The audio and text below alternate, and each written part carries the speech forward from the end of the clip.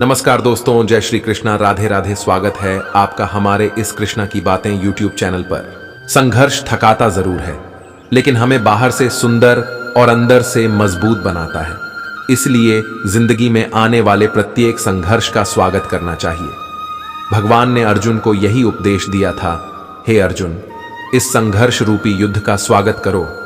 भगवान श्री कृष्ण कहते हैं, हे परम तपस्वी अर्जुन, धर्म के प्रति श्रद्धा न रखने वाले मनुष्य मुझे नहीं प्राप्त कर पाते और परिणाम स्वरूप जन्म मृत्यु के चक्र में पड़कर इस संसार में आते जाते रहते हैं। इसलिए हमें अपने धर्म, कर्म और भगवान में श्रद्धा रखनी चाहिए। भगवान ने कृपा करके परमात्मा को प्राप्त करने के लिए यह मनुष्य तन दिया है। ऐसे मोक्ष के सुअवसर को पाकर भी हम जन्म मरण की परंपरा में चले जाते हैं। ये देखकर मानो प्रभु पश्चाताप करते हुए सोचते हैं, मैंने इसको मनुष्य तन क्यों दिया? मैंने मानुष जीवन तुमको हीरा दिया, जो तू व्यर्थ गवाए तो मैं क्या करूं? मुक्ति का मार्ग सब कुछ बता ही दिया, तेरे दिल में ना उतरे तो मैं क्या करूं? दीन दुखियों के मन को सताने लगा, रात दिन पाप में मन लगाने लगा। तूने जैसा किया वैसा पाने लगा, आज आंसू बहाए तो मैं क्या करूं? नाम मेरा तेरे पाप को काट दे, तू बुरा कर्म करने से मन डांट ले। आजा मेरी शरण में बुलाऊं, तुझे अगर शरण में ना आए तो मैं क्या करूं? भगवान श्री कृष्ण कहते हैं, जिस प्रकार सभी जगह बहने वाली महान वायु सदैव आकाश में स्थित रहती है, उसी प्रकार सभी प्राणी मुझ में स्थित रहते हैं। जिस प्रकार हवा आसमान को छोड़कर कहीं रह नहीं सकती, उसी प्रकार तीनों लोकों और 14 भुवन में घूमने वाले जड़ चेतन सभी प्राणी मुझ में ही रहते हैं। फिर देर किस बात की? इस संसार में रहते हुए तुम मेरे हो जाओ। मूर्ख मनुष्य मुझे अपने ही समान साधारण शरीर जन्म मृत्यु को प्राप्त होने वाला समझते हैं। इसलिए वे सभी जीवात्माओं का परम ईश्वर वाले मेरे स्वभाव को नहीं समझ पाते हैं। कहने का तात्पर्य यह है कि अज्ञानी मनुष्य भगवान के अलौकिक प्रभाव को नहीं समझ पाते। वे भगवान को भी अपनी ही तरह लौकिक और साधारण समझने की बड़ी भारी भूल करते हैं।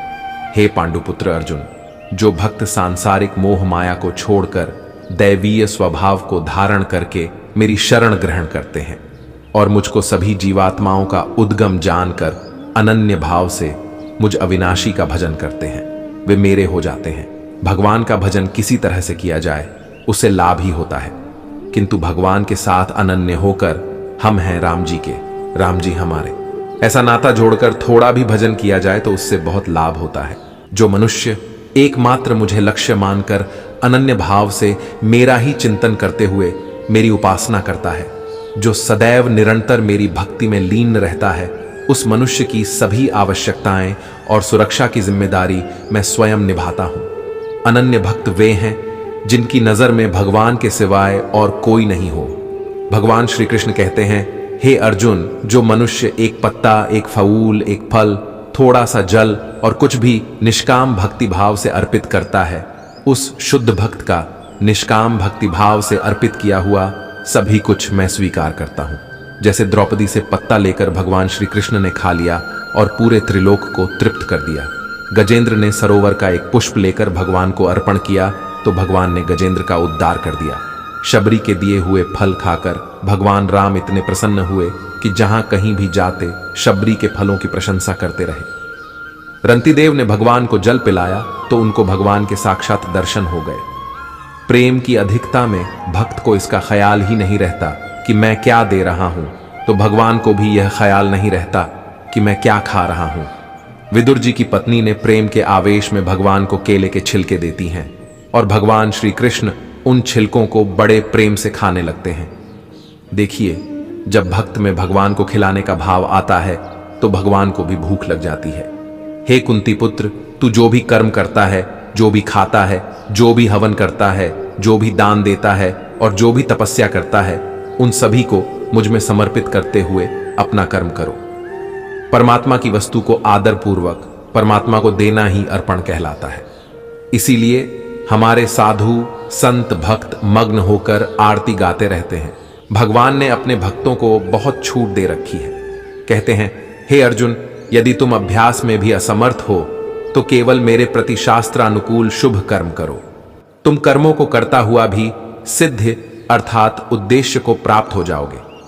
भगवान श्री कृष्ण गीता के उपदेश में अर्जुन को समझाते हैं, जीवन वो फूल है जिसमें कांटे तो बहुत हैं, मगर सौंदर्य की भी कोई कमी नहीं है।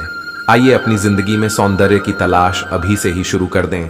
अर्जुन को भगवान श्री कृष्ण समझाते हुए कहते हैं, तुम मेरे इस विकराल रूप को देखकर न तो अधिक विचलित हो और न ही मोहग्रस्त हो। अब तू पुनः सभी चिंताओं से मुक्त होकर प्रसन्न चित्त मन से मेरे इस चतुर्भुज रूप को देखो।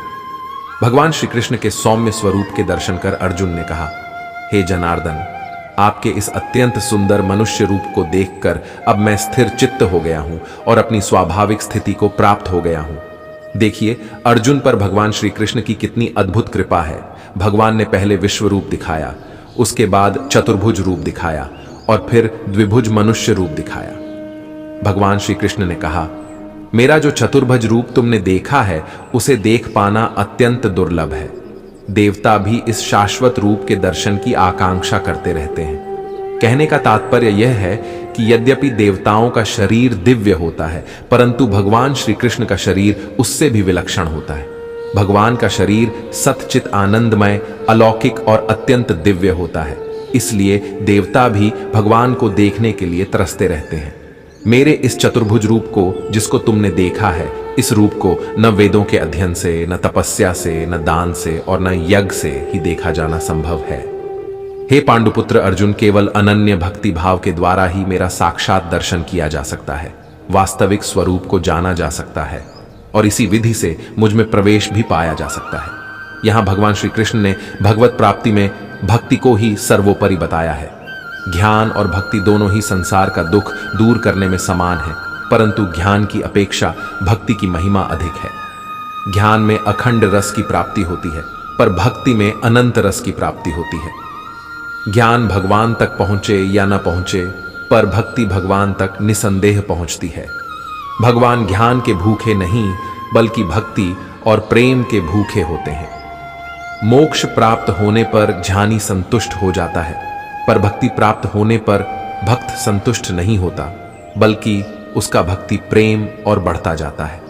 अतः आखिरी तत्व भक्ति है, मुक्ति नहीं। भगवान श्री कृष्ण कहते हैं, हे पांडुपुत्र, जो मनुष्य केवल मेरी शरण होकर मेरे लिए ही संपूर्ण कर्तव्य कर्मों को करता है, मेरी भक्ति में स्थित रहता है, सभी कामनाओं से मुक्त रहता है और समस्त प्राणियों से मित्रता भाव रखता है, वह मनुष्य निश्चित रूप से मुझे ही प्राप्त करता है। वह मनुष्य निश्चित रूप से मुझे ही प्राप्त करता है। कहने का भाव यह है कि मनुष्य को अपनी चिंतन शक्ति भगवान के सिवाय दूसरी जगह नहीं खर्च करनी चाहिए। चिंतन करे तो केवल भगवान का और दर्शन करे तो केवल भगवत स्वरूप का। भगवान श्री कृष्ण कहते हैं, हे अर्जुन, जो भक्त श्रद्धा पूर्वक मुझ में मन लगाकर निरंतर मेरी उपासना करता है, उसको मैं सर्वश्रेष्ठ योगी मानता हूं। जहां प्रेम होता है वहां मन लगता है और जहां श्रद्धा होती है वहां बुद्धि लगती है। एकमात्र भगवान में प्रेम और श्रद्धा होने से भगवान के साथ निरंतर संबंध का अनुभव होता है। इसलिए भगवान ऐसे भक्त को श्रेष्ठ भक्त मानते हैं। भगवान श्री कृष्ण कहते हैं, जो अपनी समस्त इंद्रियों को वश में कर निर्विकार और अचल भाव से मेरे अव्यक्त अर्थात निर्गुण और निराकार रूप की उपासना करते हैं, वह मनुष्य भी सभी परिस्थितियों में समान भाव से और सभी प्राणियों के हित में लगे रहकर मुझे ही प्राप्त होते हैं। निर्गुण उपासना का मार्ग कठिन है, ये बताते हुए भगवान श्री कृष्ण कहते हैं कि आसक्त मन वाले मनुष्यों को निराकार स्वरूप के जरिए परमात्मा की प्राप्ति अत्यधिक कष्टपूर्ण होती है, क्योंकि जब तक शरीर द्वारा कर्तापन का भाव रहता है तब तक अव्यक्त परमात्मा की प्राप्ति दुखप्रद होती है। भगवान श्री कृष्ण का कथन है, हे पार्थ, जो मनुष्य अपने सभी कर्मों को मुझ में अर्पण करके और मेरे परायण होकर मेरा ध्यान करते हैं, मैं मृत्यु रूपी संसार सागर से उनका शीघ्र ही उद्धार कर देता हूं। भगवान श्री कृष्ण कहते हैं, इसलिए तुम मुझ में ही अपने मन को लगा और मुझ में ही बुद्धि को लगा। इसके उपरांत तू मुझ में ही निवास करेगा, इसमें थोड़ा भी संदेह नहीं है। यदि तू अपने मन को मुझ में अचल स्थापन करने में समर्थ नहीं है, तो हे अर्जुन, अभ्यास रूप योग के द्वारा मुझको प्राप्त होने के लिए इच्छा कर। मेरी प्राप्ति रूप योग के आश्रित होकर उपयुक्त साधन को करने में भी तू असमर्थ है, तो मन बुद्धि आदि पर विजय प्राप्त करने वाला होकर सब कर्मों के फल का त्याग करो। भगवान कहते हैं, हे अर्जुन, अभ्यास से ज्ञान श्रेष्ठ है, ज्ञान से मुझ परमेश्वर के स्वरूप का ध्यान श्रेष्ठ है, और ध्यान से सब कर्मों के फल का त्याग श्रेष्ठ है, क्योंकि त्याग से तत्काल ही परम शांति प्राप्त होती है। सच्चा साधक भगवान से यही प्रार्थना करेगा, हे भगवान, मुझे इतनी शक्ति दो कि मैं विश्वास पूर्वक आपकी भक्ति में लग जाऊं। इतनी शक्ति हमें देना दाता। मन का विश्वास कमजोर होना, हम चले नेक रास्ते पे, हमसे भूल कर भी कोई भूल होना। तो दोस्तों, मैं आशा करता हूं कि इस वीडियो के माध्यम से आपको बहुत कुछ सीखने को मिला होगा। तो दोस्तों, अगर आप हमारे इस चैनल पर नए हैं तो कृपया चैनल को सब्सक्राइब जरूर करें और वीडियो को शेयर, लाइक, कमेंट अवश्य करें। और दोस्तों, कमेंट बॉक्स में सच्ची श्रद्धा से जरूर लिखें, जय श्री कृष्णा, राधे राधे। वीडियो को अंत तक देखने के लिए धन्यवाद।